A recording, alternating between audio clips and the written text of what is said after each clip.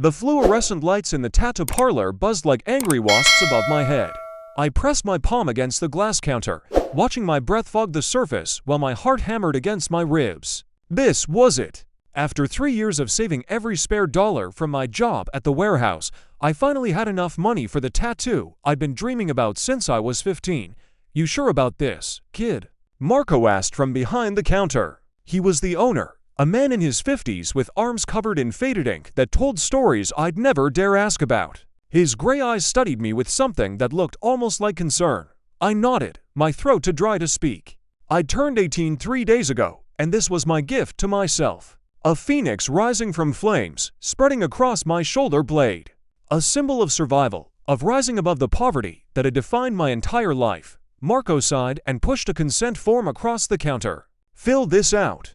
Mia will do your ink. She's my best artist." I grabbed the pen with trembling fingers and started writing my name.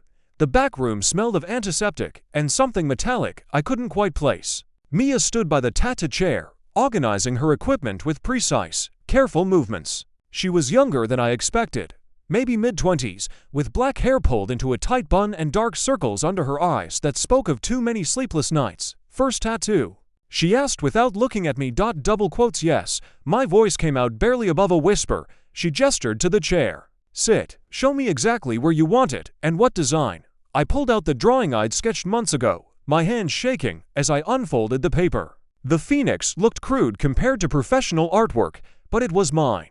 Every line meant something. Every flame represented a year I'd survived in the foster system after my parents died. Mia took the paper and studied it for a long moment. Something flickered across her face, too quick for me to read. "This will take about 3 hours, she said quietly. "You ready?" I stripped off my shirt and settled into the chair, my stomach twisting with nervous excitement. Mia prepared her equipment, the buzz of the tattoo machine filling the small room. I closed my eyes and focused on breathing, trying to calm the wild beating of my heart. The first touch of the needle made me flinch. Sharp, burning pain spread across my shoulder blade like fire ants marching across my skin. I bit down hard on my lower lip, refusing to make a sound. I'd survived worse than this. "Much worse. You're doing good," Mia said, her voice strangely gentle. "Just breathe through it." I forced myself to relax, letting the pain wash over me in waves. After a while, it became almost meditative. The constant buzz of the machine, the rhythmic burning sensation, the smell of ink and antiseptic mixing together. Time blurred. I didn't know if minutes or hours had passed when Mia finally pulled away. "Done," she said. But her voice sounded wrong. Tight, scared. Mia handed me a mirror, and I twisted awkwardly to see my reflection. My breath caught in my throat. The tattoo was beautiful, the lines clean and sharp, the shading perfect. But it wasn't my phoenix. Instead, a serpent coiled across my shoulder blade, its mouth open in a vicious strike, fangs dripping with what looked like blood. Above it, 3 letters were etched in bold script, DVK. "This isn't what I asked for," I said, my voice shaking with confusion and rising anger. "This isn't my design." Mia's face had gone white as paper. Her hands trembled as she set down the tattoo machine. "I'm so sorry," she whispered. "I'm so sorry. I didn't mean to." I switched the stencils. I wasn't thinking. I was tired, and I just ... She backed away from me like I'd turned into something dangerous. "What is this?" I demanded, twisting further to see the tattoo. "What does DVK mean?" Mia pressed her back against the wall, her dark eyes wide with terror. "You need to leave. Right now. Before anyone sees that mark." "What are you talking about?" I stood up, pain shooting through my shoulder as the fresh tattoo stretched with my movement. "You made a mistake. You can fix it, right? Cover it up or something." She shook her head violently. "You don't understand. That mark, those letters, they belong to the Volkov family. It's their symbol. Their death mark." The words hung in the air like smoke. Death mark. The room suddenly felt too small, too hot, the walls pressing in on me from all sides. "The Volkov family," Mia continued, her voice barely audible. "They run everything in the South Side. Drugs, weapons, protection rackets. And that symbol, it's what they use to mark people for execution. People who betrayed them or owe them money or crossed them somehow." My legs went weak. I grabbed the edge of the chair to keep from falling. "Take it off," I said, my voice rising toward panic. "Right now." Laser removal or acid or whatever it takes. Just get it off me. Mia shook her head, tears streaming down her face. It's too fresh. We can't do anything for at least 6 weeks. And by then ... double quotes. She didn't finish the sentence. By then what? I grabbed her shoulders, maybe too hard, but I was drowning in fear and needed something solid to hold on to. Tell me what happens. She pulled away from my grip. The Volkov family has people everywhere. Eyes on every street corner, in every business, every hospital, every police station. Someone will see that mark. And when they do, they'll report it to Alexei Volkov. He's the head of the family. The most dangerous man in this city. But I didn't do anything wrong, I said desperately. It's just a mistake. I'll explain. They'll understand it was an accident. The look Mia gave me was full of pity. They won't care, Mia said quietly. To them, you're either marked for death legitimately, which means you're already dead, or you're pretending to be marked, which is an insult to their authority. Either way, you die. My vision went spotty. I couldn't breathe. 3 years of saving. 3 days past my 18th birthday. And now I was going to die because of a tattoo mistake. There has to be something, I gasped. Someone who can help. The police, witness protection, something. Mia grabbed her phone and started typing frantically. The only person who might be able to fix this is Alexei himself. If you can get to him, explain what happened before his men find you. Maybe he'll show mercy. Where do I find him? She looked at me like I'd suggested jumping off a building. You don't find Alexei Volkov. Nobody just walks up to him. He's surrounded by guards, lives in a fortress, only appears in public for important meetings. Mia's phone buzzed. She glanced at it, and her face went even paler. Marco just texted. There are men outside asking about a kid who just got a tattoo. We have maybe 3 minutes before they come back here. Terror flooded my system like ice water. I looked around the small room frantically, searching for another exit. There was only one door, leading back to the front of the shop. The window, Mia said, pointing to a small window high on the wall. You can fit through. It leads to the alley. Run and don't stop running. I grabbed my shirt, wincing as fabric scraped across the fresh tattoo. Every movement sent sharp pain radiating across my shoulder. But pain was nothing compared to what waited for me outside that door. Mia dragged a chair over to the window, and I climbed up. My hand shaking so badly I could barely grip the window frame. The glass was dirty, covered in years of grime. I shoved the window open and squeezed through the narrow gap. My shoulder screamed in protest as I scraped against the frame, probably smearing blood and ink across my fresh tattoo. I didn't care. I just needed to be anywhere but here.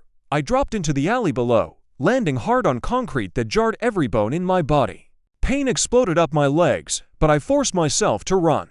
Behind me, I heard shouting. Heavy footsteps. Car doors slamming. The alley stretched ahead of me, dark and narrow. Trash bags piled on both sides, creating obstacles I had to dodge. My lungs burned. My shoulder throbbed with each step. But I ran harder than I'd ever run in my life. I burst out of the alley onto a busy street filled with evening traffic and pedestrians. I dove into the crowd, trying to disappear among the bodies. My heart hammered so hard I thought it might explode. A hand grabbed my arm. I spun around, ready to fight, and found myself staring at an old woman with kind eyes and silver hair pulled back in a bun. She wore a worn coat and carried grocery bags in both hands. Easy, child, she said gently. You look like you've seen a ghost. Are you hurt? I pulled away from her, scanning the crowd for the men who'd been chasing me. I couldn't see them, but that didn't mean they weren't there, watching, waiting. I'm fine, I lied, my voice shaking. I have to go. I pushed past her and kept moving. No destination in mind except away. Away from the tattoo parlor. Away from the men hunting me. Away from the death mark burning on my shoulder. The city streets blurred together. I'd lived here my whole life, but suddenly nothing looked familiar. Every face in the crowd seemed threatening. Every car that slowed down made my heart stop. I finally collapsed in a park 3 miles from the tattoo parlor, my lungs heaving, my legs trembling with exhaustion. The fresh tattoo felt like someone had pressed a hot iron against my skin. I could feel it pulsing with my heartbeat, this mark that had turned me into a dead man walking. I pulled out my phone with shaking hands and stared at the blank screen. Who could I call? I had no family. No real friends from the group home I'd aged out of 3 months ago. No one who would risk their life to hide someone marked for death by the most dangerous crime family in the city. The only option Mia had given me echoed in my mind. Find Alexei Volkov. Explain before his men find you first. But how? How did someone like me, nobody with nothing, get an audience with a man who controlled half the criminal empire in this city? My phone buzzed. Unknown number. My hand shook as I answered the call. Hello. Is this the boy from the tattoo parlor? A woman's voice, professional and cold. I almost hung up, almost threw the phone away and ran. But something made me answer. Who is this? My name is Katerina.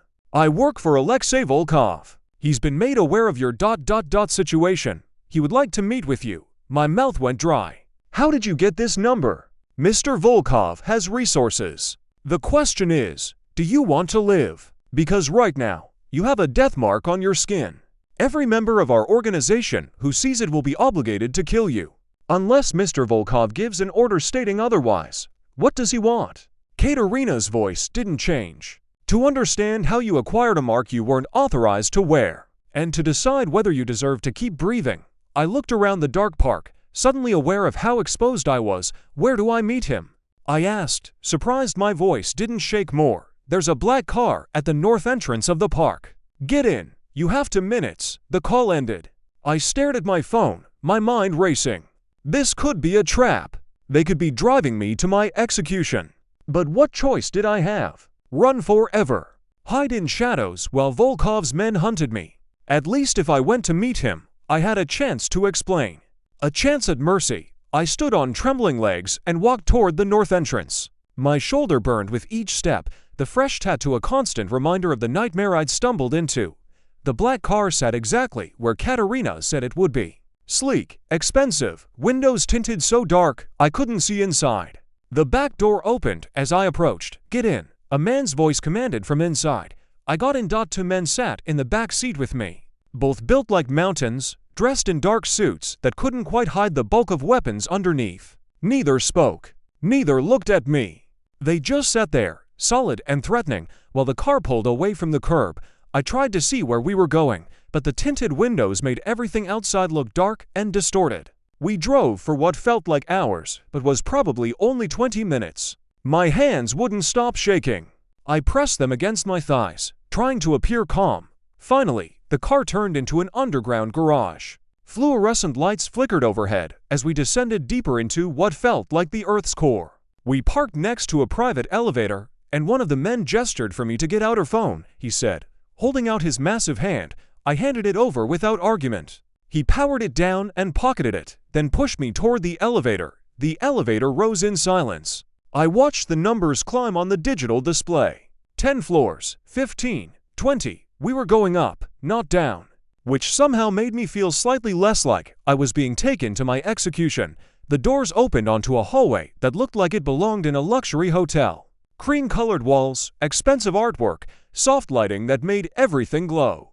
My cheap sneakers squeaked on polished marble floors. We stopped at a set of double doors. One of the guards knocked twice, then pushed them open and shoved me inside. The room beyond took my breath away. Floor-to-ceiling windows overlooked the entire city, lights twinkling like stars below us. Leather furniture, a massive desk made of dark wood, shelves lined with books and what looked like very expensive bottles of alcohol. And behind the desks, at a man who could only be Alexei Volkov. He was younger than I expected. Maybe 40, with dark hair starting to gray at the temples and sharp blue eyes that seemed to see straight through my skin to everything hidden underneath. He wore a black suit that probably cost more than I'd earn in 5 years, and his hands, resting on the desk, bore scars that spoke of violence I couldn't imagine. Sit, he said. His voice was quiet, controlled, with just a hint of an accent I couldn't place.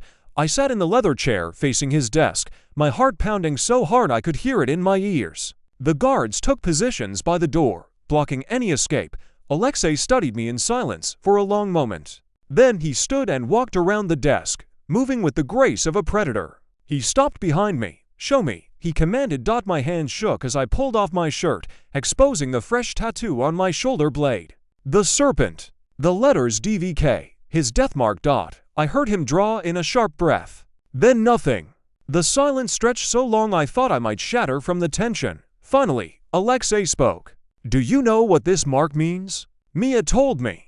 She said it's your family symbol. A death mark, and yet you wear it. Either you're incredibly stupid or you have a death wish. It was a mistake, I said quickly, the words tumbling out. I went in for a phoenix tattoo to celebrate my 18th birthday. Mia switched the stencils by accident. She was tired and made a mistake. I didn't know what it was until after she'd finished. Alexei walked back around to face me, his blue eyes cold as winter ice. Mia, the tattoo artist. Yes, she told me to run. She told me the only person who could fix this was you. Smart woman. He returned to his desk and sat down, steepling his fingers. Unfortunately, that mark cannot simply be fixed. It carries meaning, power, authority. I understand, I said, trying to keep my voice steady. That's why I came. To explain. To ask for mercy. I didn't mean any disrespect to your family. I didn't even know your family existed until tonight. Something that might have been amusement flickered in Alexei's eyes. You lived in this city for 18 years and never heard of the Volkov family. I grew up in foster care. Group homes. I aged out 3 months ago. Got a job at a warehouse. Saved money for that tattoo.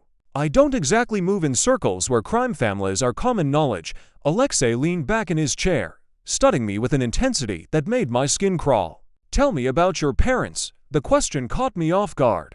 They died when I was 6. Car accident. I don't remember much about them. No other family. No one. I'm alone. He nodded slowly, as if this confirmed something he already suspected. That mark on your shoulder, Alexei said, carries certain obligations. When someone wears our death symbol, it means they've been judged and found guilty of crimes against the Volkov family. Anyone who sees it is duty-bound to execute the bearer. My throat closed with fear.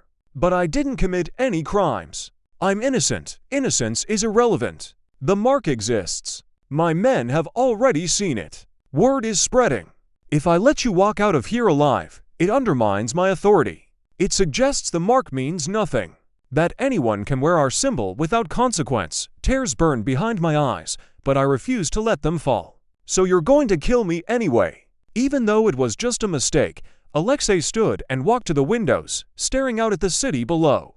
I didn't say that. There is another option. My heart leapt with desperate hope. What option? The mark indicates you owe a debt to the Volkov family, Alexei said without turning around. A debt severe enough to warrant death. However, debts can be paid in other ways. I don't have any money, I said quickly. I spent everything on the tattoo. But I can work. I can do anything. I'll do whatever it takes. I'm not talking about money. Alexei turned to face me, his blue eyes intense.